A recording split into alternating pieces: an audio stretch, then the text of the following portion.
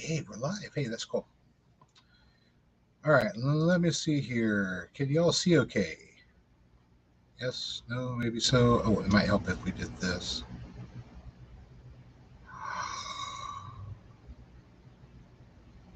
There we are. Well, hello there, good people. Hi, I'm Jason with Green Country Agroforestry. Of course, this is Wednesday night, 7:30 p.m. Central Standard Time here in the United States of America, this general part of the world, which means it's time for yet another live stream. And of course, your favorite talking head, the Garden Gnome. And let me see here. I got some comments in chat here. Starting out with Sassafras Red asking why there is a glass bottle filled with accelerant in a rag located on the left arm of the star of the Oklahoma state seal under the bow and arrow. You'll also notice that there is a peace pipe on that state seal. So we start with the peace pipe, then we proceed to the bow and arrows. And if that doesn't work, then we can always move on to the glass bottle filled with accelerant. I'm joking. Good Lord. Of course, for people who are not familiar with the channel, tonight we're going to talk about a very important topic, which is, of course, the climate crisis that no one is talking about, what happened to Earth's atmosphere, and, of course, how gardeners can be instrumental in being the solution to the real climate crisis that we're facing as human beings. And really, the entire world is facing the same crisis. It's just the one that nobody's bothering to talk about because they're too distracted with something else. Hello, Eric Hale. Hello, Sassafras Red. Hello, Brian Perendi. Sassafras Red is a crazy person, Brian says. I don't know. Is he? Or maybe he's the one that's sane and the rest of us are crazy. You ever think about that? Okay, he's quoting lyrics from Talking Heads, so there we go. All right. So, since we're on the topic of being sane or crazy or what have you, if you've been watching Mary's channel a couple of days ago, I was talking with her about watching some interview with Richard Feynman. And Feynman was talking about people having different perspectives. He was really talking about the way you go about thinking for problem solving. And typically the way I would do it is I would come at a problem from an entirely different direction. I'd start backwards and then work my way to a solution, and then see if that made sense. That's typically the way I do it. He was talking about an instance where he was sitting around thinking, and he had thought to himself, "Well, how's my internal clock going? Can I count inside my head and be able to keep track of time?" So he tried. He counted himself out loud: 1, 2, 3, 4, 5, 6, so on and so forth.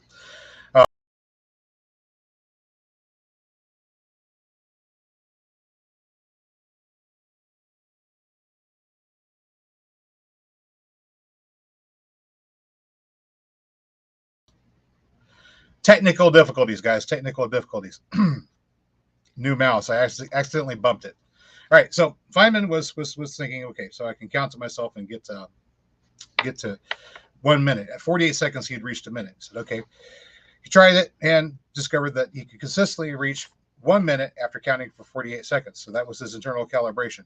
But he also discovered that he could read a newspaper, and he could read what the symbols are written on the newspaper, understand what he was reading, and count and be accurate with the count at the same time. And he compared notes with a colleague of his. I think that said he was a friend on Mary's channel, but I don't know for some of their friends. I know they were colleagues. And whenever he told this colleague, who was a mathematician, that he could count and keep track of the time in his head while reading a newspaper, his colleague didn't believe him because that's just impossible. Well, they calibrated his colleague, and his colleague also could count, but he couldn't read, but he could speak while he was counting and keep an accurate count in his head while he's talking. He could talk about anything and managed to keep an accurate count. Well, this is very curious. They explored the situation a bit further, and Feynman discovered that whenever he was keeping track, whenever he was counting audibly in his head, saying 1, 2, 3, 4. But the mathematician wasn't using his auditory processing and his language centers to count. He was visualizing the numbers ticking by on a tape: 1, 2, 3, 4. And so his optical centers, his pattern recognition centers for optical information were being occupied, and so he couldn't read while he was doing that. But he could use his auditory and his language processing and speak. So just that minor realization that just the way people go about thinking about things differently is rather fascinating. It kind of led me into what we're going to talk about tonight, which is a discovery that I made by starting out with an entirely different position and working backwards on a problem, thinking of things differently. Imagine you would like to live on a planet where people have long lives, we're free from disease, or at least it doesn't trouble us greatly, where there's food in abundance, of different plant and animal life. Water is readily available. Things of that nature. You start out with this kind of world and you work your way back to see how you can get to that point. And somewhere along the way, I ran across the entire issue with climate change and wondering, asking these questions. Of course, Feynman talked about this too. You have to learn to ask the right questions. Do humans change the climate? I'll get to that in a minute. Can humans change the climate? And is the climate change that humans are capable of making, is this a good thing or a bad thing? And if we had the choice, could we make this world that I'm thinking of, where food is plentiful and humans live nice long lives and water is abundant and things are generally nice? Can we do that? All right. Let's get started. I made my notes down here and it said begin with Feynman. I think we began with Feynman, right? Okay. Let me turn on Nightbot real quick. There we go. I had something I was sharing. All right, so we all know about, well, maybe we don't. It's possible we don't know the first thing about thermodynamics. What, is that a semantic argument? There's a lot of good semantic arguments. Let me see here. I'm gonna find my stuff real quick. Let's change over to this background instead of the one I was using before. Isn't that better? Okay. So let me move my head out of the way so you can see. All right, up here we got a formula. This is the formula for photosynthesis: 6CO2 plus 6H2O into the tree. That tree. This not my head. This tree here, right there. Yeah, that one. And it puts out. Sorry, got to get my angles right. Puts out this stuff here, which is a sugar molecule, a glucose molecule, and 6 oxygen molecules. That's the formula for photosynthesis. Of course, this is what we do as gardeners. We grow plants. And that formula there for photosynthesis is vitally important. Now, I started out by asking this silly question: what happened to the Earth's atmosphere? Because something did happen to our Earth's atmosphere quite a long time ago, and something happened a little bit more recently. I'm going to be talking about 2 events: the KT Extinction Event and the Holocene Extinction Event. So let's just go ahead and jump over here and find my... Oh, that's why I can't see it. I thought I had a share going on.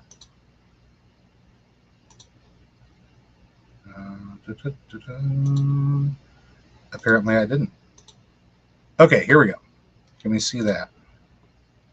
All right, let me move my head off over here to the side somewhere. There we go. Global climate change driven by soot at the KPG boundary as the cause of the mass extinction. We're talking, of course, about the extinction 66 million years ago. This is whenever the asteroid impacted around Chicxulub, Yucatan, Mexico. This particular abstract deals with an alternate theory to aerosolized sulfate particles. Fascinating stuff. All right. Thank you, Nightbot. All right. Where was I at? Oh, this darn thing. Let me get a different background. I don't need this one here. Let's get the scary background. There we go. All right, so supposedly this is what happened. 66 million years ago, asteroid comes in, splashes, boom, throws a whole bunch of stuff up into the stratosphere, blots out the sun, big mess. Dinosaurs died. The problem with this particular theory is we've discovered since that these particles don't persist in the stratosphere very long. Maybe at most a couple of days for the bulk of the particles, and then 5-6 years for all of the stuff to finally settle up. But during that 5 or 6 years, it's not much as far as blocking out the sun goes. And it's a good thing too, because if it did, then it wouldn't be just a few animals dying; it would be everything dying. But what they discovered was most of the stuff that died out initially on the surface, on the land, were the very large theropods, the really big dinosaurs. The smaller stuff survived. As a matter of fact, this is the thing that made it possible for smaller creatures like humans to become more prevalent species on the planet. Fun stuff. Is this the one? Let me take a look at this one. No, this is not the one. This particular fellow, or fellows, I should say, there's several names on this particular document, figure that it might not have been aerosolized sulfates because those don't persist very much. If it's not that, then it must have been suits at the KPG boundary as the cause of mass extinctions. That's right. If they're not reflecting light off of the stratosphere, then maybe they were blocking the sun with an excess of soot. And I'll put a link for this particular thingamajig here. And I've got my StreamYard in the wrong spot. I'll put a link down there so you can have a look at it. So, do you see the scary asteroids here? Scary asteroids coming in. All right. Let me grab the link from here. This is a nature.com article. And I'll allow you guys to go read it for yourself if you're interested. It makes an interesting point about the absence of persistence with sulfates or sulfites. I also don't think the soot is necessarily the answer either. And we'll get to that in just a second too. Let me see. Let's start out by talking about climate adaptation really quick. I'm a little distracted tonight for some reason. So climate adaptation, we do this as gardeners all the time. This is where we are aware of the growing zone that we're in, and we select plants that will grow in our growing zone. Occasionally, we try to push our zone a little bit, something that isn't necessarily climate adapted to our area. We might try to grow it. If we can get seeds from it and plant those seeds, occasionally, if we plant a lot of them, we'll get that 1 in a million seed that managed to actually grow well in our growing zone. So we can make some minor modifications by land racing seeds. This is always fun. We like to do that. But there are some things that just aren't going to grow in our particular growing zone. For example, if I want to grow vanilla orchids, I am going to have to build a greenhouse to maintain a zone 10 environment. We're in zone 7A. Vanilla orchids aren't going to survive here outside of a greenhouse environment. Black pepper isn't going to survive here outside of a greenhouse environment. So if I want black pepper, once again, I'll have to have a greenhouse, or I'll have to trade with somebody that's growing in that zone to get my black pepper. Some things we're just not climate adapted for. Human beings, of course, do have some climate adaptation. We're used to growing and living on this planet we call Earth. We're used to this concentration of oxygen that we're currently breathing. Well, maybe not exactly the concentration we're currently breathing, but we were used to a certain concentration of oxygen. We're used to a certain range of temperatures too. Around 70 degrees is average for most of the Western world. Some people around the equator like it about 78, but we adjust. We're used to a certain level of atmospheric pressure. It's about 30 bars of mercury, or 30 inches of mercury. Or was it 1,015? Somewhere around there, millibars of pressure. So we have these things that we're accustomed to, and there's a range of pressures that we can withstand, plus or minus, that are beneficial. So we're adapted to certain things on this planet. Katie says, I regret I only have one subscriber to get this channel. Thank you. Greatly appreciate that. All right. So where were we at? We are climate adapted as well. We're species that are climate adapted to, well, we'll get to that in a minute. All right, I already brought up some things about the extinction event at KT. Let me bring up another little thing here, because I have a competing theory. I'm going to post the link here, and then I'll actually go to this link with our share. And this is from Harvard.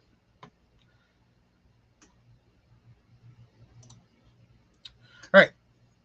So I have a competing theory that maybe it wasn't soot, since it wasn't fine particles of dust in the atmosphere, or little bits of sulfides in the atmosphere, reflecting the light off of the stratosphere and causing cooling on the planet during the impact, killing off the dinosaurs.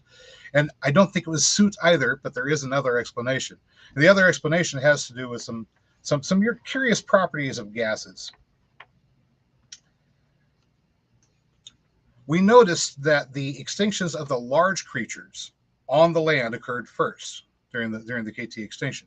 Most of the big theropods died off very, very rapidly. And then over time, they started dying off to the point where they got down to nothing more than about 25 kilograms, other than crocodiles and tortoises managed to survive. Smaller mammals had no problems, of course, but the theropods, most of the old dinosaurs, died off at this time. Now, in the freshwater areas, extinctions didn't occur immediately. There was a small amount, maybe 10% right off the bat, but not much. And then in the oceans, once again, small amount initially, but overall not much, with a bit of a delay. And at the delay, some of the creatures in the very upper level of the oceans, the first couple 100 meters, died off. And then slowly and gradually over time, the remainder of the aquatic species died off. This is very interesting because it indicates that the creatures that were surviving in a marine environment, whether that was in freshwater or saltwater, managed to survive a bit longer than everything else for some reason. Blotting out the sun, either reflecting the light or absorbing the light, preventing photosynthesis, would have had an equivalent impact all the way up and down the food chain in the marine environments as well. This is your big clue. Your other big clue is the creatures that died off, specifically the particularly large creatures, the ones that we currently scratch our heads today and go, how does this animal even breathe? It's too big. Or how does it survive? How does it get enough oxygen to its vital organs to continue to function? Well, obviously, the climate of the atmosphere is not the same now as it was then. All right, this may be a shock, but we're going to go ahead and go to share here. Here's the paper that I've been looking at. This is atmosphere impact losses. All right, we know that whenever large objects come in and they impact the surface of the Earth. Actually, let me switch back here because I want to show you another graphic. We know that whenever large objects come in and impact the surface of the Earth, they can cause a loss of atmosphere, amazingly enough. Imagine the Chicxulub asteroid coming in and impacting the Earth. It would be kind of like, well, this image that we're seeing here. Some kid doing a great big old double stomp in a mud puddle. The Chicxulub asteroid was 10 kilometers across. The troposphere, that's where the closest layer of atmosphere to the Earth is, where most of the clouds are, where most all activities occur, is only 10 kilometers thick. So this is really a double foot stomp on the atmosphere. It would have splashed atmosphere all the way up and out, and unlike a puddle where the water can come running back in this case, instead of water, the analogy is the atmosphere, this goes out to escape velocity. It leaves the planet. It doesn't come back. Large amounts lost. But what we discover from this paper here is those big impacts, like the asteroid that struck Chicxulub, are not as efficient as smaller impactors coming in and striking and stripping us of atmosphere. Small impactors, here we are, small impactors up to 1 kilometer for the current Earth are actually more efficient at expelling atmosphere. The enormous atmospheric loss efficiency of small impactors due to the fact that most of their impact energy and momentum, I'm reading right along here, is directly available for local mass loss, whereas in the giant impact regime, a lot of energy and momentum is wasted by having to create a strong shock that can traverse the entirety of the planet, such that global atmospheric loss can be achieved. In other words, what we're getting at here is the smaller impacts chisel off a little bit at a time, but they can do this much more efficiently. So it's not just the really big impacts that we need to worry about. Smaller ones matter too. Now, 1 kilometer across is pretty darn huge. That's a big impactor. It's nothing to sneeze at. I think they were looking at the impact crater at the Greenland ice sheet not too long ago and contemplating whether or not this could be the smoking gun. Yes, I can't talk. The smoking gun for the Younger Dryas impact, because it's one of the speculations. The cause of the loss of megafauna was another impactor. They just couldn't find evidence of a crater. Well, as the paper that we're looking at here indicates, a big crater is not necessary in order to lose large amounts of atmosphere. As a matter of fact, the smaller craters or smaller impactors have a greater efficiency at stripping atmosphere. So what in the world would having a loss of atmosphere, what would that do? What would it look like? Well, there's some things that happen whenever you lose atmosphere. Let me switch to a more cheery picture. That's a more cheery picture. I like that one. So some things happen whenever you lose atmosphere. I brought along a carbonated beverage, just a generic carbonated beverage here. And I have a thermometer gun, which will hopefully allow us to read temperatures, if I can get the orientation right. Okay. So we're reading, what are we saying here? Oh, that's my finger. Okay, so we're going to read the soda pop, and we're getting 76 degrees, give or take, right around 76 degrees.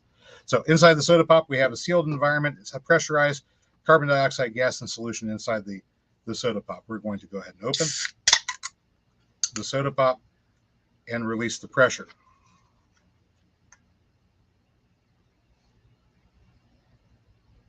Any changes? Okay, I'm seeing 76.2, 76.1. This is not a whole lot of difference. Then again, didn't release a whole lot of gas out of this. What if we had a larger amount of gas that we could expel from something? Like, well, what do we have here? This is, shaking it up a little bit, one of these chemical dusters. We got some bugs in it. This is a chemical duster. You guys are all familiar with these. Okay. We're just going to get our temperature reading of this chemical duster and see what the temperature is of the can, just to kind of show you what happens whenever we lose atmosphere. This is an interesting principle of physics. Whenever a volume of gas expands, it cools. So you have a loss of atmospheric pressure. The partial pressures of the component gases that make up that atmosphere move in to occupy the space where the pressure has been lost, and the pressure is lowered. So we're about 70 degrees here. All right. The pressure is lowered. I'm shaking this thing up, and we're going to just give it a blast.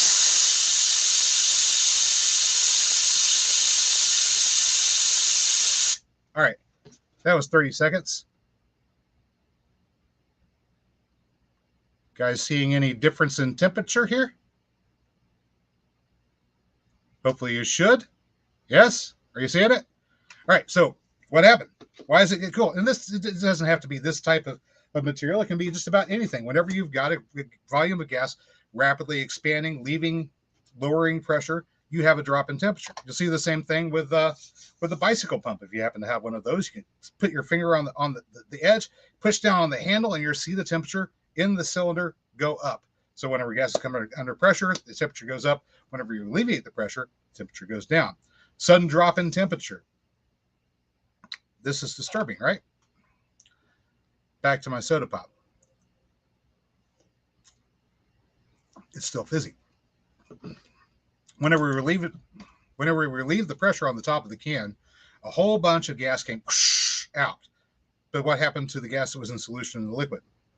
Well, as it turns out, whenever we experience a lower partial vapor pressure of gas in the air above the liquid, right at the boundary, we're going to have some of that gas come out of the liquid. Pretty cool. But not all at once. There's the other little factor. If you were watching, when was this? A couple of weeks ago. We were talking about the the production of oxygen in the Earth's atmosphere. And the misconception that you were getting most of the air that you breathe from the oceans. We're actually not getting most of the air that we breathe from our oceans. Most of the air that's produced in the oceans, although more air is produced in the oceans than anywhere else, or sorry, more oxygen is produced in the oceans than anywhere else, we don't get that. The marine life gets that. And that's very good if you're marine life and suddenly the Earth's atmosphere loses a bunch of its atmospheric pressure due to a large or even a multiple series of smaller impactors. That means that you're still photosynthesizing if you're plankton in there. And if you're a marine animal, you're still breathing the oxygen that's being produced by those photosynthesizing plankton that are in the oceans. And this is the reason why, in my estimation, whenever the impacts occurred, the marine life didn't die off immediately at the same rate that the surface life died off at. Their particular environment was protected, at least somewhat. Still fizzy. You know, it actually takes a lot to get a gas to go into solution. If anybody happens to own an aquarium out there, you already know this. What do you always have to keep on trying to do? Putting oxygen into your aquarium, isn't it so? Always having to put the oxygen in, bubbling it through, trying to get it to go into solution. Why doesn't it just go into solution on the surface? Well, it doesn't work that way. It doesn't work that way. All right, I'm having some lighting issues or something. Let me change my background here. Camera, virtual background. What do we want instead? Well, where are we at before we get there?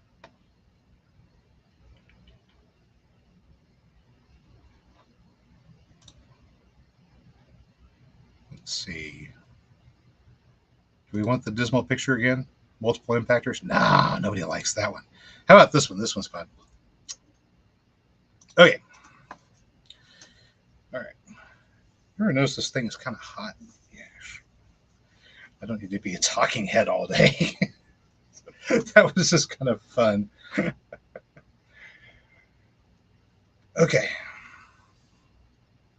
Looks like I'm in the aquarium and those are the bubbles. All right.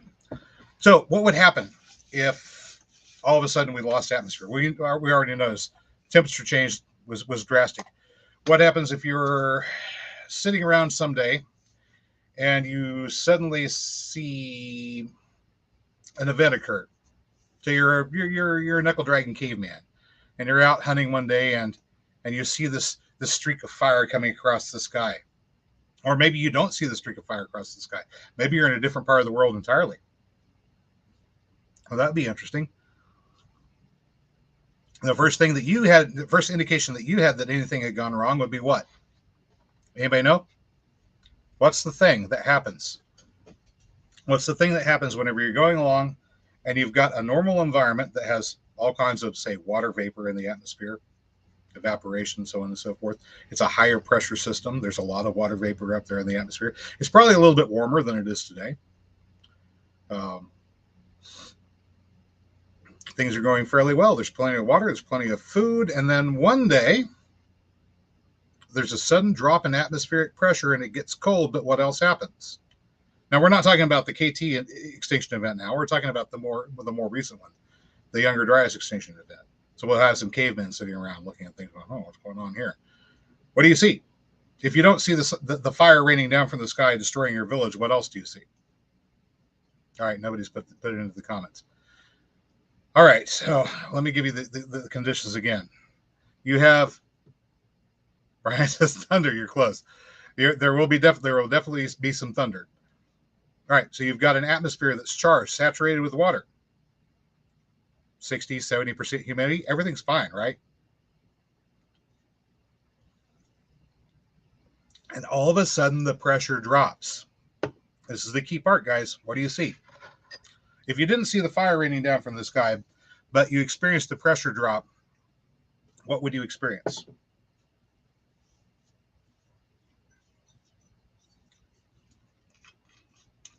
All right, no gold stars for you. Low pressure systems with high humidity and dropping temperatures. Yeah, there'll be some wind. And dropping temperatures. You get rain, guys, and you get a lot of it. So an account from that time period might talk about the unusually large amount of rain that fell. If there was also some other events going along with it. Now, one of the speculations is that a large meltwater lake might have ruptured about this time. Might have. Grapefruit juice is great stuff. All right. So meltwater lake might have ruptured.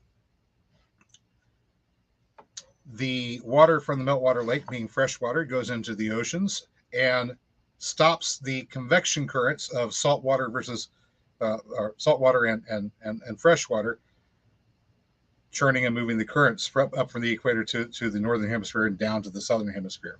The thing that allows you to be in Jersey at a higher latitude than, say, we are here in Oklahoma and still have zone 7. The thing that lets them grow figs in Washington, for Pete's sake. Tornadoes. Oh, Miss Red has tomatoes. Yeah, we have this swarm of tomatoes that just comes and destroys everything in its path. No, okay. You get rain and lots of it. Now, I don't know about it raining for 40 days and 40 nights, but there are stories that have been passed down in various cultures. This is actually the Frank Waters book of the Hopi.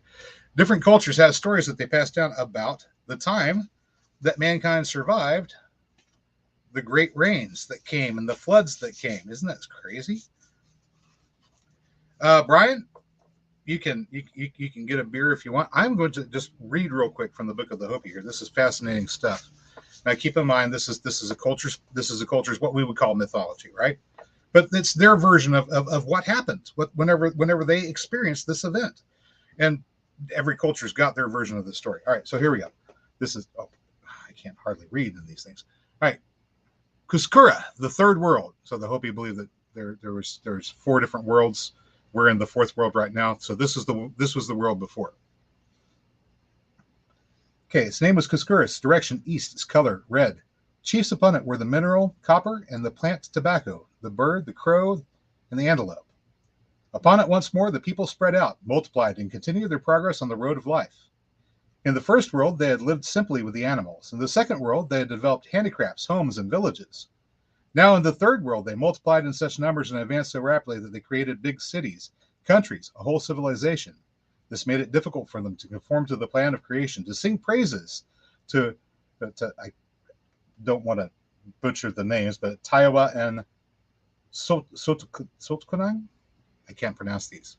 All right. Singing praises to the Creator in any case. More and more of them became wholly occupied with their own earthly plans. You know, this is really weird because if we're looking at the development of civilization, and you go through the incarnations of the different worlds of the Hopi and possible cataclysmic events that they might have experienced, some very interesting possibilities present themselves. For example, during their escape from the destruction of the second world, they took refuge with, this is according to the myths, of course, with a group of people called the Ant People, so-called not because they looked like ants, although in pictographs they are shown with a little antenna on their head.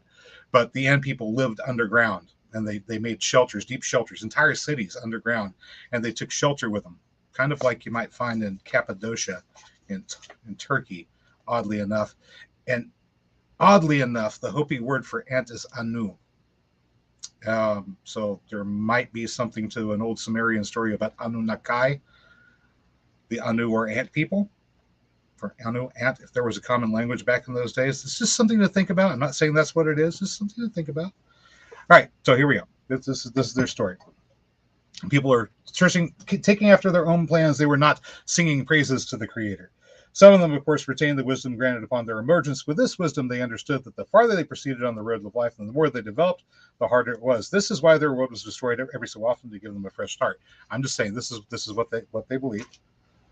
They were especially concerned because so many people were using their reproductive power in wicked ways. Wow, this is starting to sound vaguely familiar to other stories that we've heard from other sources at other times, passed down by other cultures. It's bizarre. I'm going to skip ahead a little bit longer, because we haven't got to the good part. The other people, okay, so we're talking about the people that were trying to be virtuous, but the other people hardly heard them. Why is it that whenever there's cataclysm, the primitive people always think that's the wrath of the gods that's doing it to them, right? It's the same story over and over and over again. The gods were angry at us. They caused the rocks to fall from overhead to destroy our village in fire and brimstone. This is the story that gets told. Under the leadership of the Bo clan, they began to use their creative power in another evil and destructive way. Some of them made a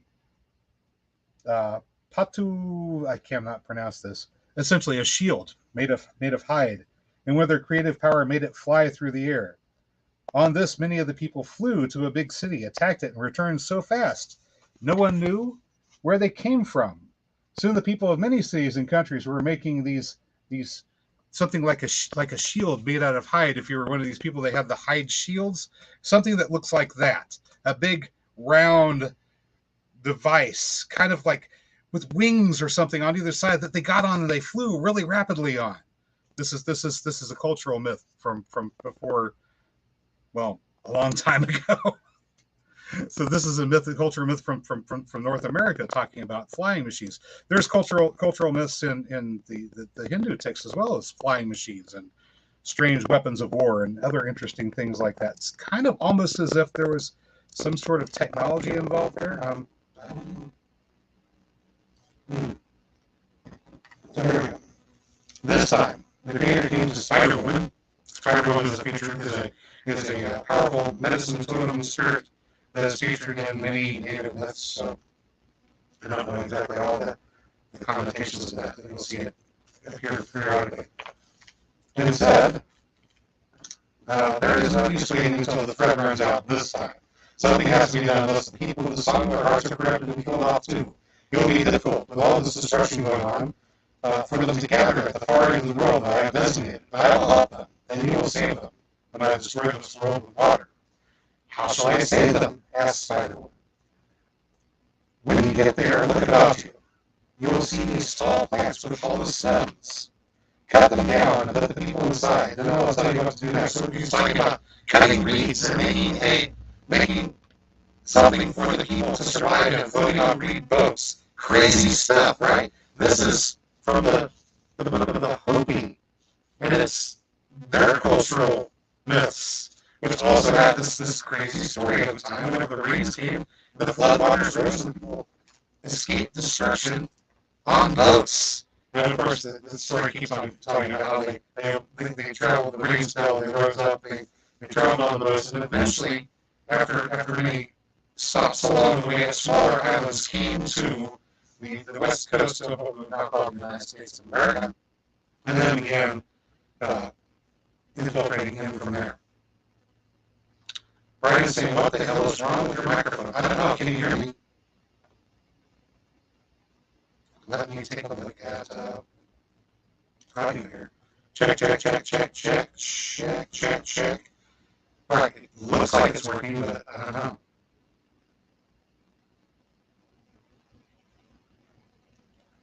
He sounds like the Metatron. Well, yeah, there's different names for these. A lot of these stories, they've got somebody coming along and informing whoever it is, hey, so-and-so, there's going to be a cataclysm, it's going to rain a lot, you need to get in the boat. And you see that theme just repeating itself over and over and over again. Big floods. So one would possibly infer that maybe a whole bunch of people around the world had the same sort of event. They all saw this big flood. They saw the rains coming.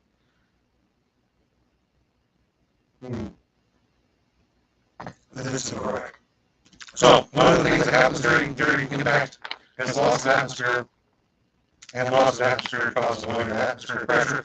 Lowering of atmospheric pressure causes a drop in temperature, as we just demonstrated with the can of compressed air and the thermometer gun. And, of course, you'll have an onset of the new ice age and lots of rains and other wonderful catastrophes like that. But after this is all over, what else do we know?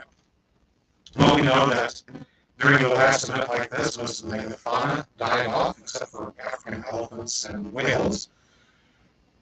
Whales have an advantage of being right down there at sea level, where they can get the highest pressure air that you can get is right there at sea level. Yeah, which is delicious.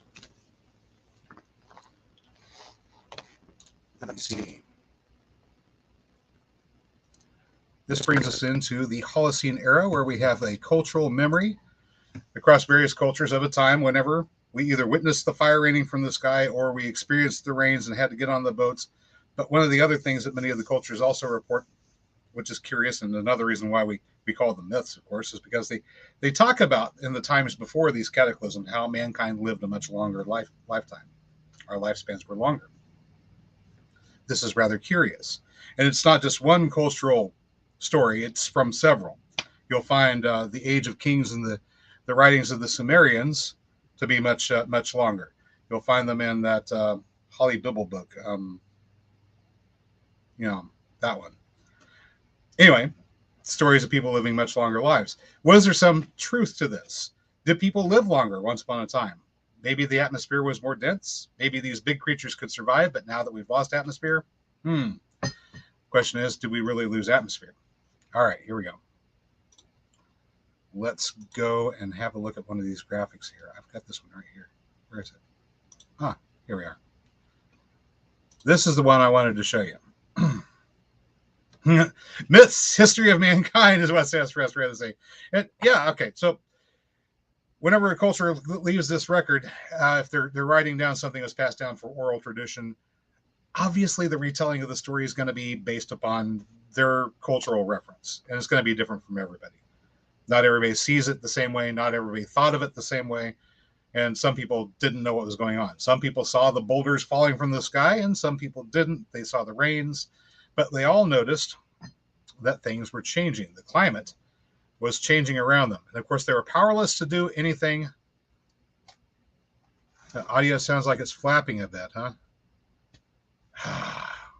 I don't know what to do. Let me try. I could try doing something like this. Let's go to audio.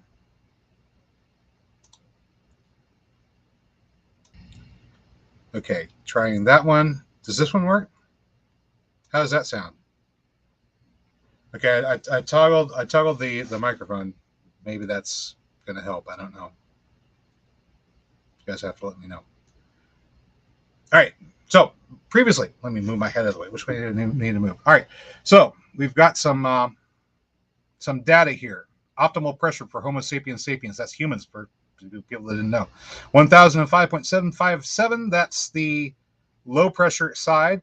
1026.076. This is millibars atmospheric pressure. That's the high pressure side. And the limit. Man. Okay, so our limit is 500 millibars. This is horrible. We'll try this one. Test. All right, going back to the original. 500 millibars and 2,500 millibars for maximum pressure. All right, this is what humans are used to. But, all right. I think I wrote up there above my head. Was it 1 bar of pressure? This is 1,000 millibars at 1 atmosphere. That's the weight of 1 atmosphere at 1,011 meters, 15 degrees Celsius. If you prefer kilopascals, I wrote it down in the kilopascals under that. And then we've got we've got this graph. Let me move out of the way. All right, let's move out of the way so we can have a look at it. All right, over here we've got sea level. At sea level, we are at 1,013.25 millibars of pressure. That's actually a lower pressure than humans are really comfortable with, our optimal range. Most people live at 194 meters above sea level. And there we've got the atmospheric pressure as listed here, which I can't read from my perspective. Let me punch this up.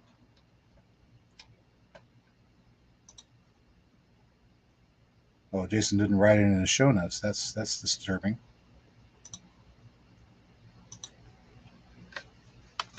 What is that?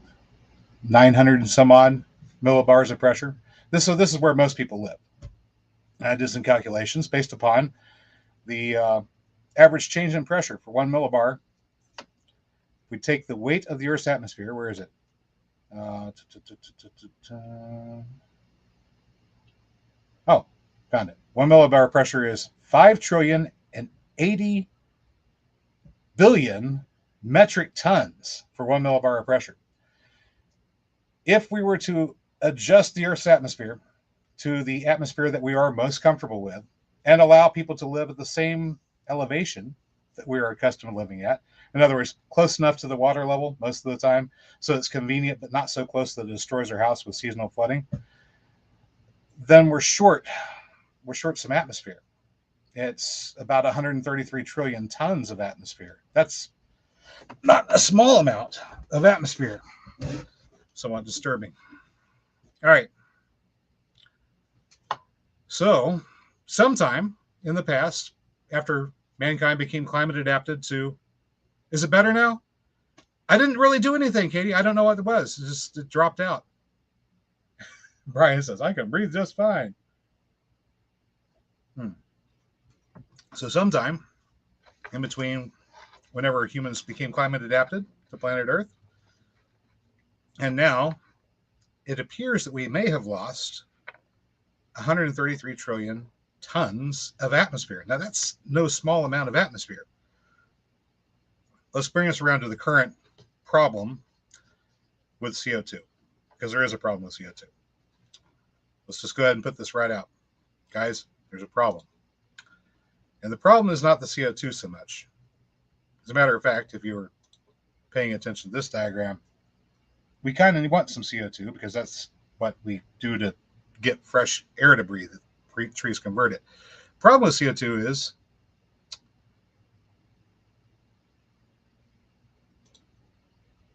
well, it's this. All right, so right up here, this equation right here. So this is the combustion equation for burning isooctane. That's gasoline. So 2CH8 or 2C8H18 plus 25 molecules of oxygen from the atmosphere gives us, let me get the rest of the way out, gives us 16 CO2, 9 H2O. So 9 water, 9 carbon dioxide. But the oxygen for that combustion came out of the atmosphere, came out of atmospheric oxygen. The only way we get that oxygen back is with one of these, doing this, which is called photosynthesis, guys. So the problem is not we're burning fossil fuels and putting CO2 in the atmosphere and is driving climate change. We can have an atmosphere that's 133 trillion tons more and apparently be happy campers. But the big problem we're experiencing is not enough oxygen.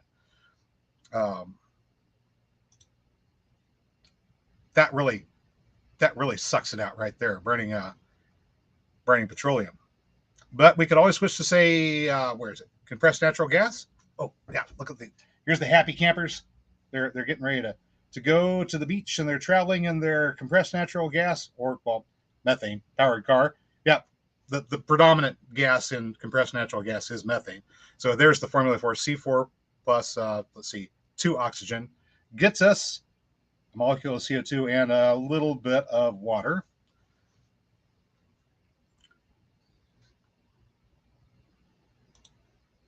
Here we have, this is getting really popular these days. We got the formula here for alcohol. We got a little still right there. Alcohol, 3 oxygen, and right up there we get 2 CO2 and 3 H2O. See, he's got a green car now. He's traveling in the alcohol-powered car. All right, but in all of these equations, what do we see happening? Where's the oxygen coming from? For that combustion equation, it comes right out of the atmosphere, right?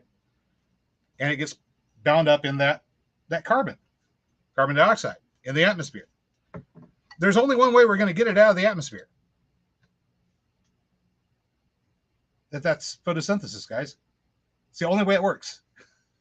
It's the only way we get that oxygen back is through photosynthesis. All right. So this is where gardeners come in. This is how we help plant a lot. Plant trees. Plant the big stuff, big tall canopy trees. Plant shrubs, plant understory trees under those. Bushes, absolutely. Plant some bushes, plant some herbaceous perennials, plant some ground covers, plant some vines to hold everything together. These multiple layers of plants photosynthesizing is what we need to make the terrestrial oxygen that we're going to breathe. This is how we get our oxygen back.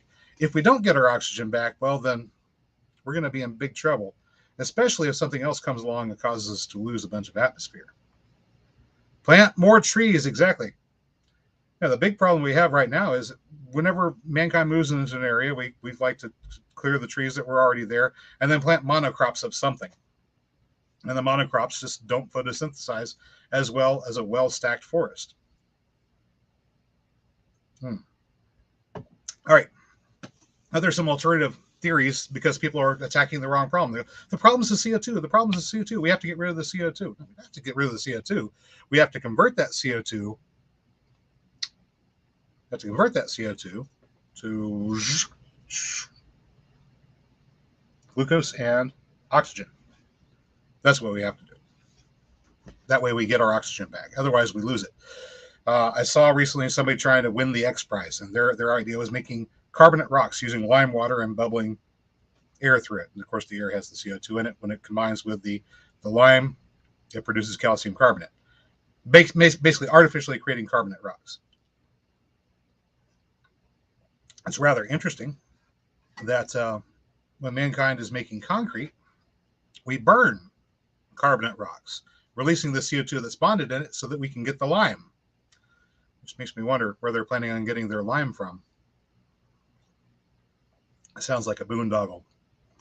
And I guess that's fortunate because if you were to actually do that successfully, that oxygen that was taken out during combustion, particularly if we're talking about, where is it? If we're talking about this kind of combustion, that oxygen gets bonded into a rock and we don't get to breathe it anymore. That's a serious problem. All right, so we don't want that to happen. Let me close this up. Aside from making rocks with the CO2, another idea they had was, well, we can prevent the climate from changing by spraying aerosols in the stratosphere. Have you guys have heard this one, right? Yeah, turns out chemtrails are a real thing, but not the way you think. They experimented a little bit with this and discovered that it was going to be very, very cost prohibitive to actually do it, and also not really effective overall. A couple of reasons. One, as we already mentioned previously, in that one particular paper, where are you? Back up here. This one. Let me see here. Go back over. No, not there. Back to StreamYard. To the share. All right. So in this paper here that we were looking at earlier, the common problem or the common theory about what happened, current hypothesis for the extinction of the dinosaurs, asteroid impact formed condensed sulfuric acid aerosols in the stratosphere, which reflected sunlight, causing global darkness, inducing cessation of photosynthesis, global near freezing conditions, an impact winter, and of course acid rain. Of course, the problem is if this had actually occurred, the crocodiles, other various animals would also have gone extinct. It was just the big animals, guys, not the little ones. And of course, recent experiments. By this, we're talking about the flying of planes up into the stratosphere and dumping sulfuric acid aerosols cannot form and persist over long periods following asteroid impacts. So they actually did the experiment to find out if that was a viable hypothesis, and it turns out that no, it wasn't particles in the atmosphere blocking out the sun and causing an effective nuclear winter that led to the dinosaurs' extinction. The impact was there. The extinctions occurred right afterwards, but that wasn't what it was. And so this is, of course, where atmosphere comes in. A loss of your parts per million of oxygen, or actually more of a loss of particles of oxygen entering into the lungs of a large animal trying to respirate. They have some difficulty whenever the atmospheric pressure drops. It's just like suddenly you've suddenly gone up the mountains and you can't breathe anymore.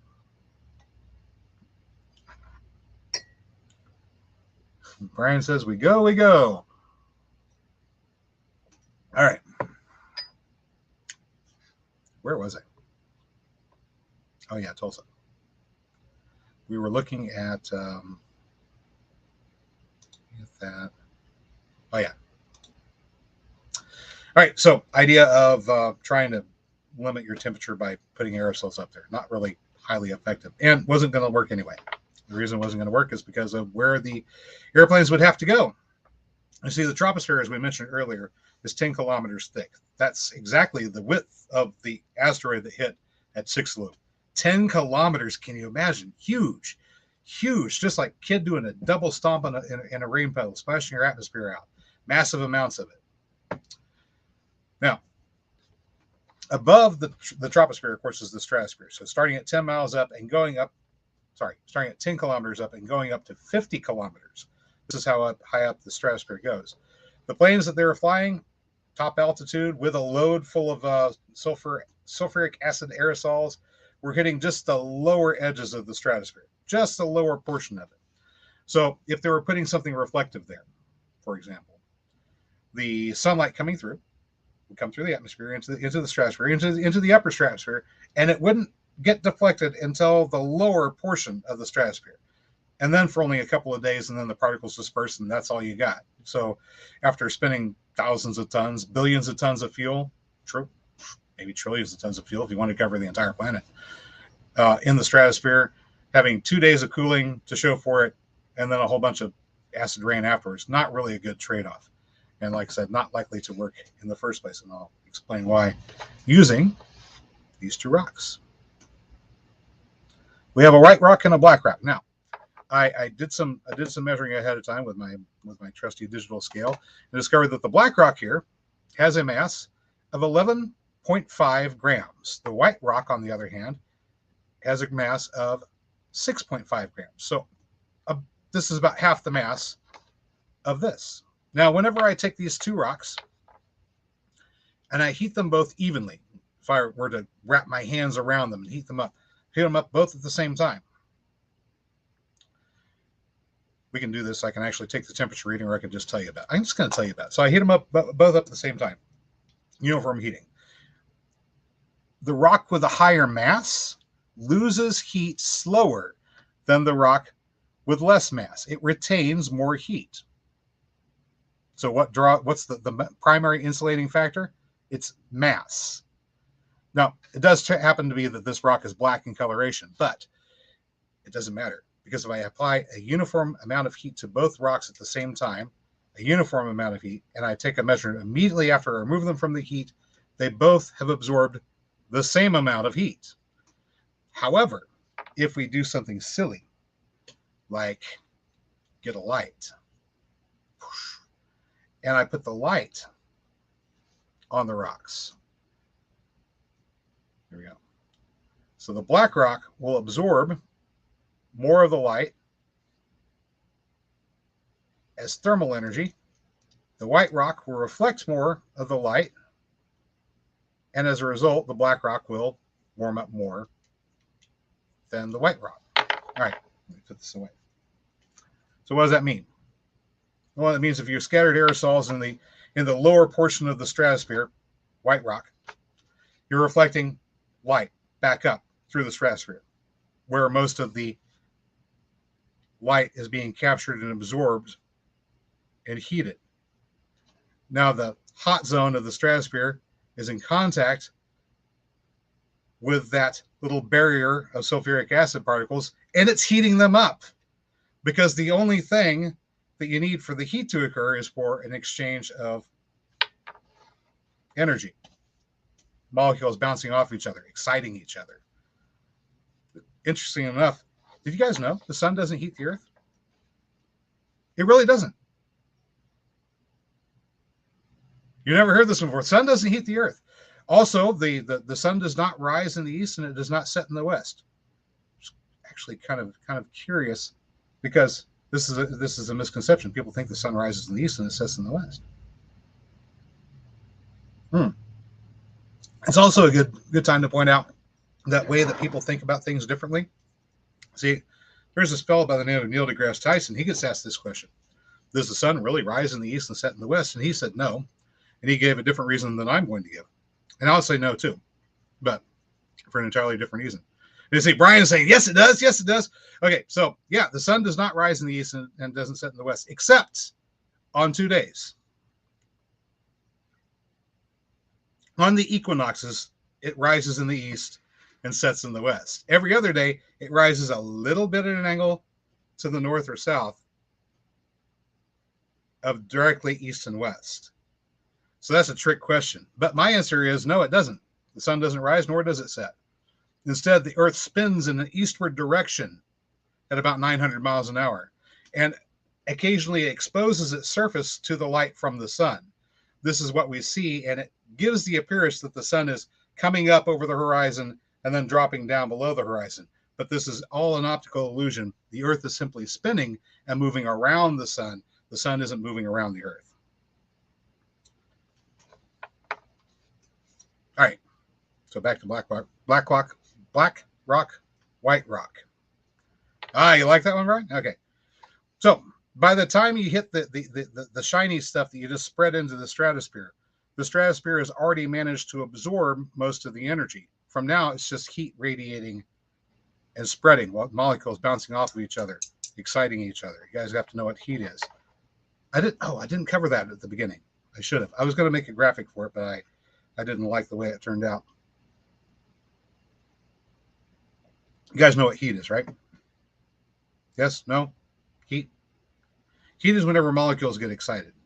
It's whenever energy comes in to a set of molecules and causes them to start moving, vibrating. The more they vibrate, the more they move, the more heat there is.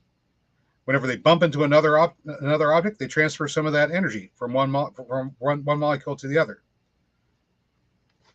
So, what was happening? Whenever we shine the light on these two rocks, white rock, black rock, the black rock was absorbing more radiant energy from the light and converting it into thermal energy, heat. The molecules became excited. The white rock didn't quite get that excited because it was reflecting most of that light. But if we heat them, then we excite both the molecules in both evenly.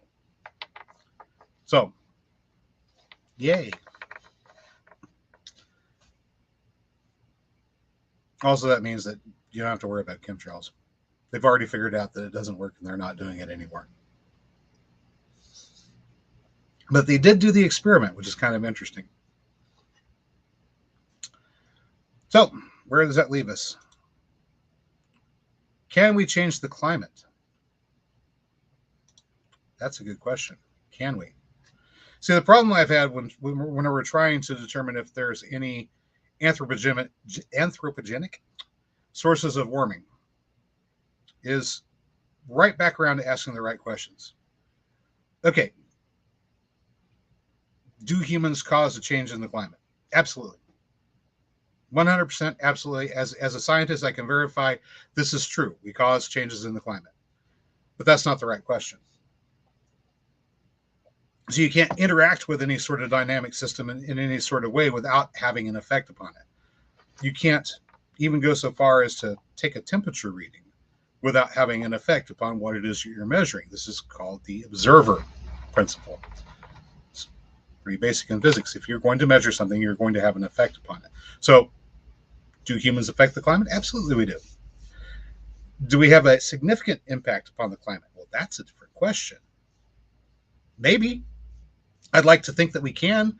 I'd like to think that we could replace the 133 some odd trillion tons of atmosphere that the planet has lost since humans began living on it. I think that would be nice.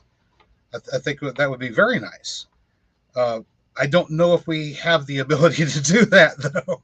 That's a pretty tall order, putting 133 trillion tons of atmosphere back up there. Could we do that? If we worked really hard, could we?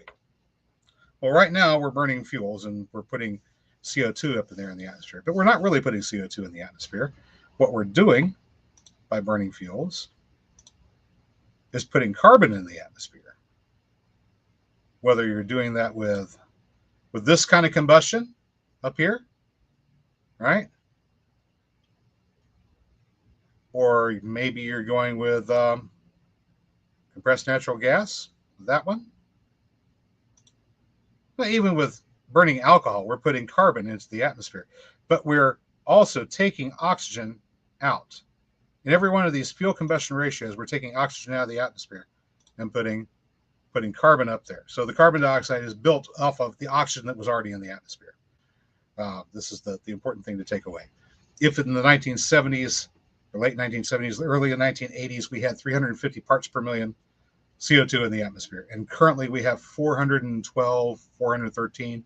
They projected 415, which was a pretty fair projection. I did the numbers too. It would have been about 415, but not as much went up there, apparently.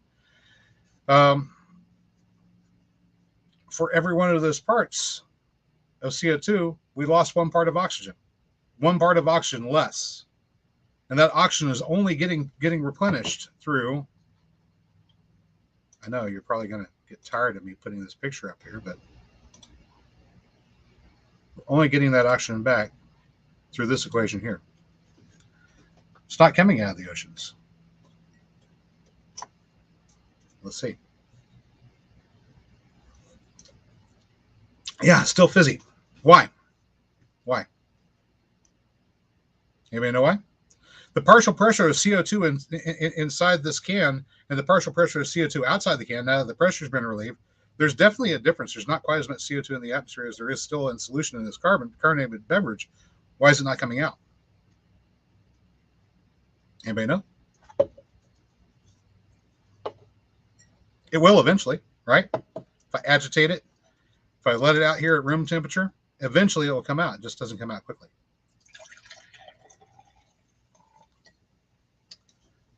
Mixing a drink, by golly, lots of fun.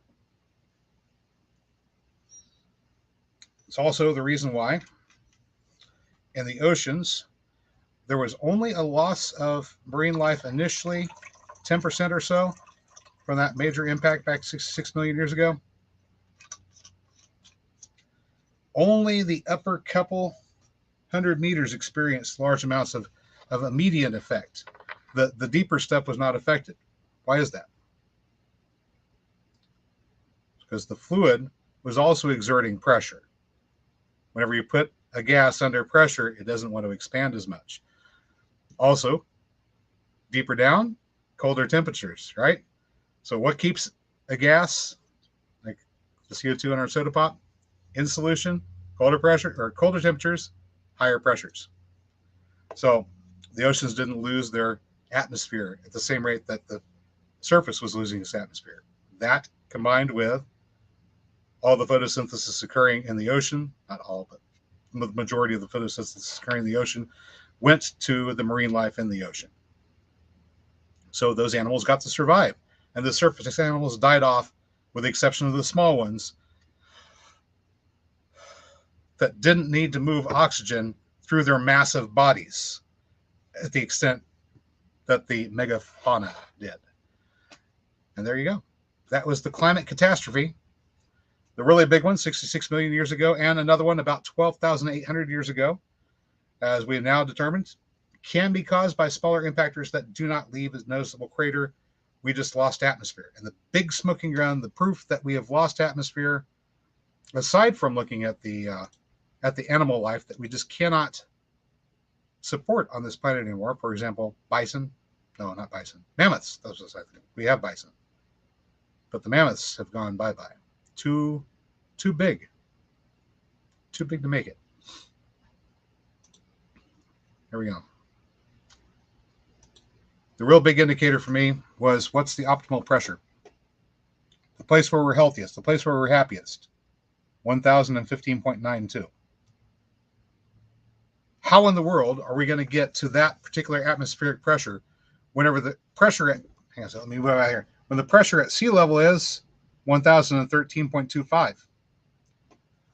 That's 14 trillion tons right there. Of course, nobody lives at sea level. Well, I mean, some people do.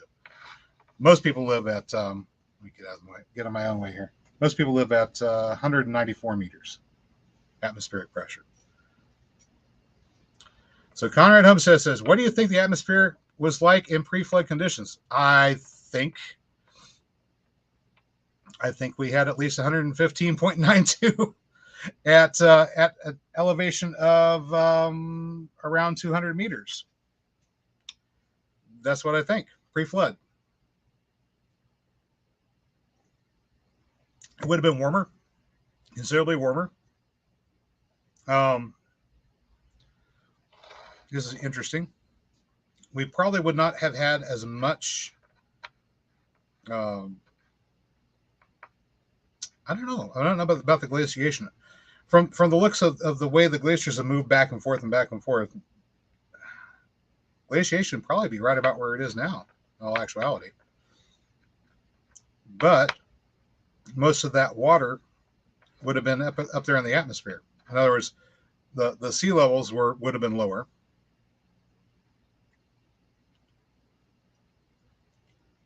And the water that wound up in the seas would have been stored in the atmosphere in clouds, part of that overall atmospheric pressure that we were talking about. I don't know what the ratios were. The ratios of carbon dioxide to oxygen and nitrogen. I'm not sure. So this is one of the problems with reading things as ratios. There are a couple of different ways you can measure things. You can measure volumetrically, which means you take the entire amount and go, okay, of this entire amount, the volume, right? We're going to have 23% some odd oxygen. But if we take this as a question of mass, how much mass of oxygen is there? What percentage of mass is there in the atmosphere? It's not 23. It's more like 20.95. Why is that? Well, it's because most of the atmosphere is nitrogen, and oxygen weighs more. Each molecule of oxygen has a greater weight than the weight of nitrogen. Also, it's a larger molecule. Let me see here. Where's my periodic table? We'll just go straight to the periodic table. I knew it stored this particular image for some reason. Here it is. All right, so where is this? Up here. So we have carbon, nitrogen, oxygen. Let's back, bam, bam, bam, bam, bam. Numbers 6, 7, and 8 on the periodic chart. What those numbers there mean is the proton count for these particular elements. Now, typically, we like to think that they have a balance of charges. So, in the case of carbon, 6 protons, 6 electrons. But the neutrons is the different story. This is where isotopes come into play. Your typical total mass of carbon right there is close to 12. 6 protons, 6 neutrons. The electrons have negligible mass. But if you look at a more detailed periodic table, the weights of different elements, especially as you get further down on the chart, they get heavier and heavier and heavier, and they're not just a doubling of the atomic number. So atomic number, where is it? There you go. 6 for carbon. It actually has an AMU of 12. Nitrogen is 7, AMU of about 14. Oxygen, AMU of 16. So oxygen is a heavy molecule. It's a heavy atom. And oxygen, as you remember, is always diatomic. So you always have 2 molecules of oxygen. You never have just 1 molecule of oxygen floating by itself. That's the reason why when I put this formula up here a minute ago for the combustion of isooctane, when I put that formula up there, notice it says 2 C8H18. That's because it's 25 molecules of oxygen that has to be consumed, or 12 and a half, but you're never going to consume just a half molecule of oxygen. I guess suppose you can. If you have partial combustion, you wind up with carbon monoxide being produced instead of carbon dioxide. And then everybody has a bad day because carbon monoxide bonds with the hemoglobin in your blood.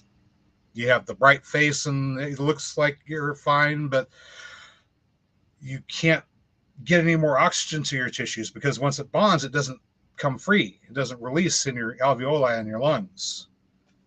That's a problem. So, yeah. I just wrote the ideal, there it is. I just wrote the ideal combustion equation up there. All right. Let's go to something more cheery. That's not very cheery. That's cheery. So yeah, atmospheric was much higher. We had a lot warmer atmosphere, and then with the sudden loss of atmospheric pressure, we had a large amount of cooling that occurred. The people that witnessed this would have reported that it rained an unusually large amount, what they were accustomed to. And that's the story that we get from various sources. I mean, I really like this one because they go into detail about things that happened before the flood story, which is something you don't see from a lot of cultures. This is my older version of this book. I've had this book for quite a while.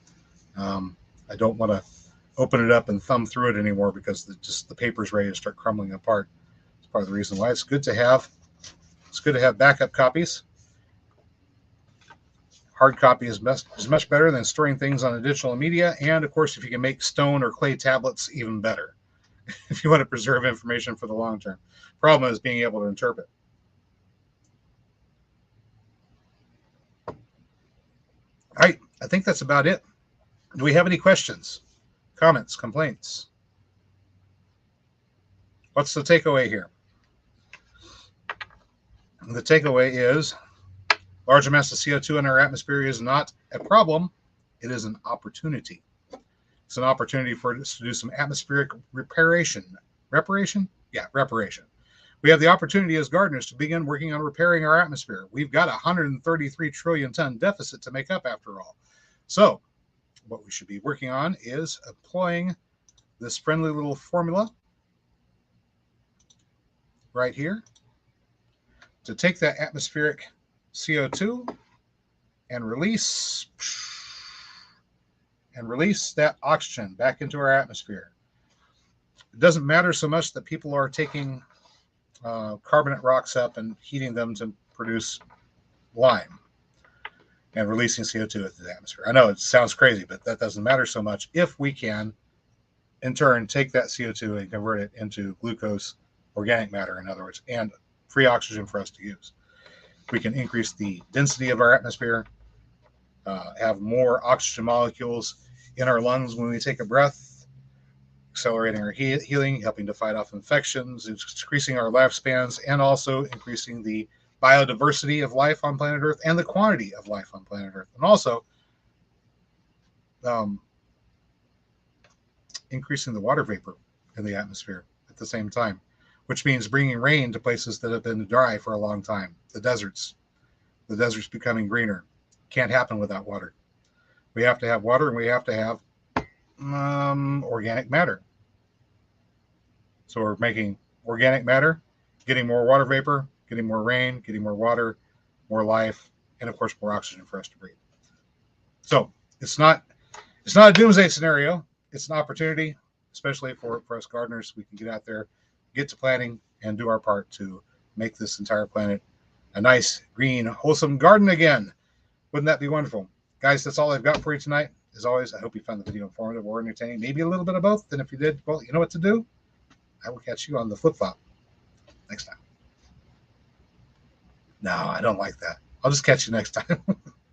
Who says on the flip-flop anyway?